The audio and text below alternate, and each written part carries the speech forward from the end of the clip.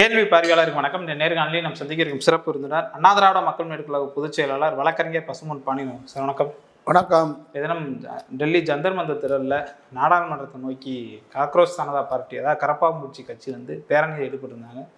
தடியடிகள் போன்ற பல்வேறு சம்பவங்கள் ஈடுபட்டிருந்தாலும் ஒன்றிய அமைச்சராக இருக்கக்கூடிய நட்டா அவர்கள் கூப்பிட்டு அது சில நிர்வாகிகள் சந்தித்து பேச்சுவார்த்தை நடத்தியிருக்காங்க. 3 கோரிக்கைகள் வச்சுருக்காங்க.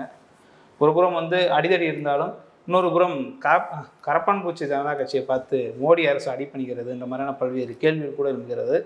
தர்மேந்திர பிரதான் பதவி விலகு கூட நேரிடலாம்ன்ற மாதிரி ஒரு கருத்து வருது. இப்படி பார்க்குறீங்க சார்? நீட்டு தேர்வு முறைகேடு, கல்வித்துறை சீரழிவுக்கு மோடி அரசு பொறுப்பேற்க வேண்டும். அதை போன்று இந்த தேர்வுகளுக்கெல்லாம் தனி தேர்வு முகமை என்று பிரைவேட்டிட்ட கொடுத்து இவ்வளவு முக்கியமான தேர்வுகளில் குளறுபடி, வினாத்தாள் லீக் ஆகிறது போன்ற குளறுபடிகளெல்லாம் மாணவர் சமுதாயம் கடுமையான முறையில் எதிர்த்து வருகின்றார்கள். பல பேர் மடிந்திருக்கிறார்கள். நீட்டு தேர்வை கண்டித்து தமிழ்நாட்டில் அனிதா போன்ற மாணவிகள் தொடர்ச்சியாக இன்று வரை மரணத்தை எய்துகிறார்கள்.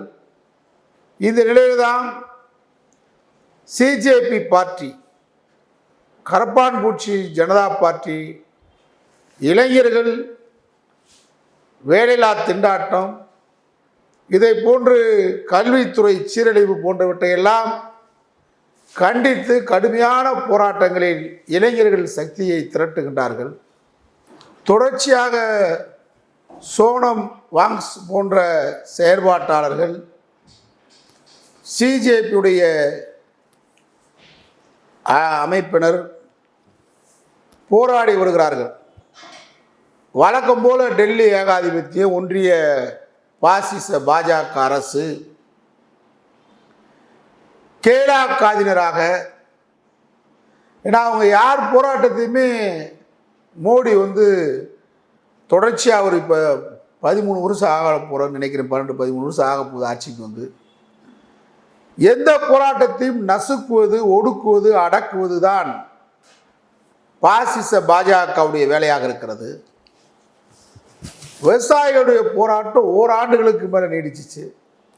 1000 பேருக்கு மேலே இறந்தாங்க. ஆனால் அதையே கண்டுக்கிறல. நாடு முழுவதும் கொந்தளித்தானவுடன் அந்த விவசாயிகளுக்கு எதிரான சட்டங்களை நிறுத்தி வச்சாங்க. போராட்டம் வீரியமாக தொடங்கினா எப்பொழுதுமே சர்வதிகாரம், பாசிசம் பணிகிற மாதிரி நடிக்கும். ஆனால் திரும்ப எப்போ வாய்ப்பு கிடைக்குதோ அப்போ திரும்ப கொண்டு வருவாங்க. அது மாதிரி இன்றைக்கு மாணவர்கள் திரண்டால் ஒரு நாட்டினுடைய புரட்சிக்கு இளைஞர்களும் மாணவர்கள் தான் அடிப்படை. மாணவர்கள் நினைத்தால் நடத்தி காட்டுவார்கள், மாணவன் நினைத்தால் நடத்தி காட்டுவான். அது மாதிரி மாணவர்கள் போராட்டம் இன்னைக்கு வீரியமாக கிளம்புது. படித்த இளைஞர்களுக்கு வேலை இல்லை, படிக்கின்ற மாணவர்களுக்கு பல்வேறு வகையான தடைகள். இது திட்டமிட்டு ஒன்றியத்துடைய பாசிச பாஜக அரசு கல்வியில் பிற்படுத்தப்பட்ட மக்கள், அடக்கப்பட்ட, ஒடுக்கப்பட்ட, தாழ்த்தப்பட்ட மக்கள் கல்வியில் முன்னேறி வர்றதை தடுப்பதற்கு பல்வேறு வகையான தடைகளை உருவாக்கி வருவதை, மனு தர்மத்தை மீண்டும் கொண்டு வருவதற்கு, இங்கே கல்வியை பிழ்ந்தெழுவதற்கு பல்வேறு விதமான சதிகளை செய்கிறது அப்படின்ற அடிப்படையில் தான் உங்களுக்கு மிகப்பெரிய போராட்டம் இன்றைக்கு அனைத்து சக்திகளையும் மீறி திரண்டிருக்கிறது. அதை தாங்க முடியல. நாடாளுமன்றத்தை நோக்கி, நாடாளுமன்றத்துக்குள்ளே சென்ற அளவுக்கு பெரும் கூட்டம் இன்றைக்கு திரண்டிருக்கிறது. கூட்டு கூட போட்டாங்க சார். கூட்டு கூட போட்ட அளவுக்கு மக்களுக்காக தானே ஜனநாயகம். அரசனாக இருந்தான்னா, மன்னனாக இருந்தானா, பிரதமராக இருந்தானா. நீ கூட அமித்ஷா கிட்ட கல்வி அமைச்சர் தர்மேந்திர பிரதான் அவர் பேசியிருக்காரு. என்ன பேசியிருக்காருன்னு தெரியல. நட்டா ஒரு வீரியமா போராட்டம் கிளம்புனாதான் இன்னைக்கு நட்டா கூப்பிட்டு பேசுறாரு. அந்த நம்முடைய கரப்பான்பூச்சி பார்ட்டி மாணவர்களை கூப்பிட்டு பேசுகிறாருன்னா மாணவர்கள் போராட்டத்தை கண்டு ஒன்றிய பாஜக அரசு மோடி அரசு அஞ்சுகிறது. பேச்சுவார்த்தை விவசாயிகள் போராட்டத்தை ஓராண்டுகள் அவங்களால கண்டுக்கிறல. சண்டிகார், பஞ்சாப், டெல்லிக்கு போகிற மார்க்கங்கள் அனைத்தும் தடை செய்யப்பட்டு டிராக்டரில் பெரிய ஊர்வலமாக வந்து அனைத்து சாலைகளும் டெல்லி நோக்கி செல்கின்ற சாலைகள் இந்தியா முழுவதும் போராட்டம் வெடித்து டெல்லியில் தலைநகருக்கு போகிற பாதையெல்லாம் மூடப்பட்டதுக்கு முன்னாடி தான் விவசாயிகிட்ட பேச்சுவார்த்தை நடத்துனாங்க. அது மாதிரி இன்னைக்கு மாணவர்கள் போராட்டம் இந்தியாவில் தமிழ்நாட்டில் கூட இன்னைக்கு நடந்திருக்கு. தமிழ்நாட்டில் திராவிட முன்னேற்ற கழகம் போன்ற மாணவர் அமைப்புகள் இதை கையில் எடுக்கணும். இன்னைக்கு தமிழ்நாட்டில் எஸ்எஃப்ஐ ஜனநாயக மாணவர் சங்கம் தான் இன்னைக்கு தமிழ்நாட்டில் கரப்பான்பூச்சி மாணவர்களுக்கு ஆதரவாக திரண்டிருக்கிறாங்க. இதுகெல்லாம் கையில் எடுக்கணும். திராவிட முன்னேற்ற கழகம் போன்ற மாணவர் அமைப்புகள் நாங்கள்லாம் திமுகவில் மாணவனியாக இருக்கும் போதெல்லாம் கையில் எடுப்போம். மாணவர்கள் போராட்டம் வீரியமாக டெல்லியில் நடந்துக்கிட்டு இருக்கு. காவி சித்தாந்தத்துக்கு எதிராக நடந்துக்கிட்டு இருக்கு. இன்னைக்கு கல்வியாளர்கள், பெரிய அறிஞர்கள்லாம் இன்றைக்கு ஒன்றிய பாஜக அரசுக்கு கோரிக்கையாக முன்வைத்து இந்த போராட்டத்துடைய வீரியத்தை மேலும் வலுப்படுத்துகின்ற வண்ணம், மாணவர்கள் சக்திக்கு ஆதரவை தெரிவிக்கின்ற வண்ணம் பெரிய அளவில் திரள்றாங்க. அதாவது நேற்றைக்கு வந்து அவர் சோனம் வாங்ஸை கைது பண்ணிடுறாங்க. கைது பண்ணி மருத்துவமனைக்குள்ளே போலீஸ் அராஜகம். அப்புறம் அவங்க மனைவி பெட்டிஷன் உடனே ஃபைல் பண்ணி அப்புறம் வேறு மருத்துவமனைக்கு அவங்க அழைத்து சென்ற அளவுக்கு அங்கே அராஜகம், போலீஸுடைய தடியடி, அராஜகம். எல்லா அரசியல் கட்சிகளும் இன்றைக்கி கண்டனம் தெரிவிச்சிருக்கு. திராவிட முன்னேற்ற கழகம் இதற்கு கடுமையான கண்டனத்தை தெரிவிச்சிருக்கு. மார்க்சிய கம்யூனிஸ்ட் கட்சி உட்பட அனைவரும் இதுக்கு தெரிவிச்சிருக்காங்க. இதுக்கிடையில் நீங்கள் பார்த்தீங்கன்னாக்கா சோனம் வாங்ஸுடைய கைது குறித்து பிரதமர் நரேந்திர மோடிக்கு 25க்கும் மேற்பட்ட கல்வியாளர்கள், முன்னாள் அதிகாரிகள் கடிதம் எழுதினார்கள். அதில் சோனம் வாங்ஸ் மற்றும் மாணவர்களின் இந்த அறப்போராட்டம் 1 மாத காலமாக வன்முறையற்ற முறையில், இதான் பெரிய விஷயம், இளைஞர்கள் திரண்டால் மாணவர்கள் திரண்டால் வன்முறை வெடிக்கும். ஆனால் இவ்வளவுக்கு மத்தியில் அங்கே வன்முறையற்ற முறையில் நடைபெற்று வருகிறது. 20 நாட்களுக்கு மேலாக உண்ணாவிரத்தில் ஈடுபட்டுள்ள கோரிக்கைகள் மிகவும் நியாயமானவை. கல்வித்துறை ஊழல்களுக்கு பொறுப்பேற்று, கல்வித்துறை ஊழல்ன்றது நிரூபணமாயிருச்சு.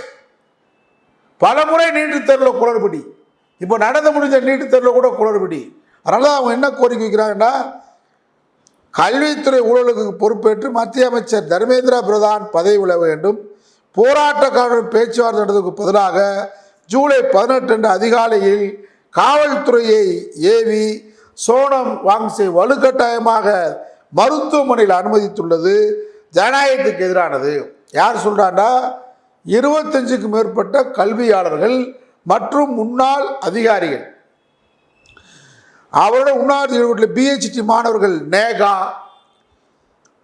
போரா, ஆமீன் மற்றும் மணிஷ்குமாரை உடல்நிலை குறித்தும் அரசு எவ்வித அக்கறையும் காட்டவில்லை.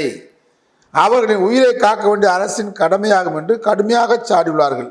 இந்த கடிதத்தில் பேராசிரியர் Prabhat Patnaik, Najeeb Jung, Zoya Hasan, Madhu Bhaduri, Harsh Mander, Neera Chandhoke, Rajeev Bhargava, John Dayal, Meena Gupta, Gautam Mukhopadhyay, Ashok Sharma, Geeta Hariharan, Prabir Purkayastha, Surendranath Prakriti Srivastava, Gopalan Balagopal, Deepak Sanan, Suresh Goyal, Anup Mukherjee, K P Fabian, Ashok Kumar, Sharma, Krishnan, Raghunath, F குலேசா, ஆஜிஸ் சோசி மற்றும் தேப் முகர்ஜி ஆகியோர் கையெழுத்திட்டுள்ளார்கள்.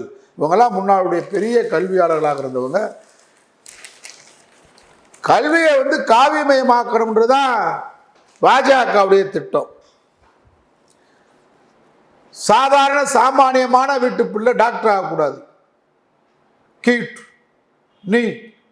நீட்டு எல்லாத்தையும் கலை கல்லூரியில் கூட, அறிவியல் கலை கல்லூரியில் கூட படிக்கக்கூடாது மாணவர்கள். கடவுள் பெற சொல்லி, மதத்தை சொல்லி, ஜாதியை சொல்லி அங்கே கல்வியை தடை செய்வது இதான் வர்ணாசிரமம். இந்த வர்ணாசிரமத்தை உருவாக்குவதற்காக தான் நேரடியாக கல்வியை தடை செய்யாமல் இந்த மாதிரி வழிமுறைகளை ஏற்படுத்துகிறாங்க பாஜக. இதை கண்டித்து இந்தியா முழுவதும் மாணவர்கள் சக்தி திரளணும். அது மாதிரி தேர்தல் வாக்குறுதியில் என்ன சொல்லியிருந்தாரு, வருடத்துக்கு 2 கோடி பேருக்கு வேலை கொடுப்போம். என்ன வேலை கொடுத்துருக்காங்க இந்த 12 வருஷத்தில் 13 வருஷத்தில்? அதனால் இந்த போராட்டம் அனைத்தையும் மீறி, அதாவது அரசியல் கட்சிகள் திரட்டாம, இது அரசியல் கட்சிகள் அணி திரட்டாமல் ஒரு தலைமையின் கீழ் இந்த அரசுக்கு எதிராக திட்டமிட்டார்கள் சொல்லுவாங்க, அது மாதிரி இல்லாமல் தன்னெழுச்சியாக மாணவர்கள் இளைஞர்கள் பாதிக்கப்படுகிறார்கள். தொடர்ச்சியாக இன்னைக்கு கடவுள் பெற சொல்லு, ராமர் பெற சொல்லி, வடக்க ராமர் பெற சொல்லி அரசியல் பண்ணுறது எத்தனை நாளைக்கு ஓடும், எத்தனை வருஷம் ஓடும்?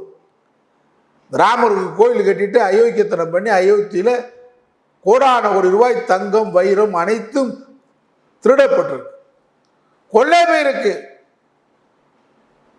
அதற்கு மோடி ராமர் குட்டி ராமர், குழந்தை ராமர் என்னை பார்த்து சிரிச்சாருன்னு சொல்றவர் இப்போ என்ன செய்கிறாரு? அவர் பேரை சொல்லி கோடான கோடி பணம் அங்கே திருடப்பட்டிருக்கு. இந்த அரசியலை புரிந்து கொள்வார்கள் மாணவர்கள். அதனால தான் இந்த மாணவர் போராட்டம். அதில் சிஜேபி வந்ததுக்கு பின்னாடி ஒரு விழிப்புணர்ச்சியை மாணவர்கள்ட்ட ஏற்படுத்தியிருக்காங்க. யார் தலைமை தாங்குவா, பூனைக்கு யார் மணி கட்டுவான்ற சூழ்நிலை இருந்துச்சு.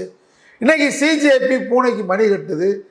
இந்த இளைஞர்கள் சக்தி இந்த போராட்டத்தின் மூலமாக இந்திய அரசியலில் ஒரு புதிய மாற்றத்தை கொண்டு வர நம்புகிறோம். புதிய மாற்றம் வரணும். காங்கிரஸ் இதே தான், காங்கிரஸ் நம்பக்கூடாதனால தான் அவங்க ராகுல் காந்தியோ யாரையோ காங்கிரஸ்லாம் நம்பல. அவங்க இந்த மாணவர்கள் இக்கரைக்கு அக்கறை பட்சி தான். காங்கிரஸ் தான் இந்தியாவை சீரழித்தது. இங்கே உலக மையம், தாராள மையம், தனியார் மையத்தை கொண்டு வந்தது காங்கிரஸ். டங்ஸ்டன் திட்டம் மாதிரி அவங்க அனைத்து வகையான மக்களோட திட்டங்களை எல்லாம் கொண்டு வந்தது காங்கிரஸ் தான். புதிய பொருளாதார கொள்கை அனைத்தும் கொண்டு வந்து இந்த சமூகத்தை, இளைஞர்களை சீரழித்தது காங்கிரஸ். வேலையில்லா திண்டாட்டத்துக்கு அவங்க எந்த விதமான ஒரு பரிகாரம் காணவில்லை. அதான் பிஜேபி பண்ணுறாங்க. பிஜேபியும் காங்கிரஸ் ஒன்று தான். அதனால் இளைஞர்களுக்கு காங்கிரஸை நம்பலை. அதனால் எந்த அரசியல் கட்சி தலைமைக்கு பின்னாடி அவங்க நிற்கல, அணிதிரளலை. தன்னெழுச்சியாக திரண்டிருக்கிற போராட்டம் மிகப்பெரிய ஒரு அரசியல் மாற்றத்தை 2029 நாடாளுமன்ற தேர்தலில் காங்கிரஸ் பாஜக அல்லாத ஒரு புதிய சக்தி இந்தியாவை வழிநடத்துவதற்கு, உருவாகுவதற்கு, இளைஞர்களுக்கு நம்பிக்கையூட்டும் அடிப்படையில் சிஜேபி பார்ட்டி செயல்படுவதை அவங்க ஒரு அரசியல் நோக்கத்துக்காக இல்லாமல் இன்றைய இளைஞருடைய தலையாய பிரச்சனை, மாணவருடைய தலையாய பிரச்சனையை கையில் எடுத்து போராடுவது இந்தியாவுடைய இளைஞர்களை ஈர்த்துள்ளது. இந்த போராட்டத்தை ஆதரிப்போம், வாழ்த்துவோம்.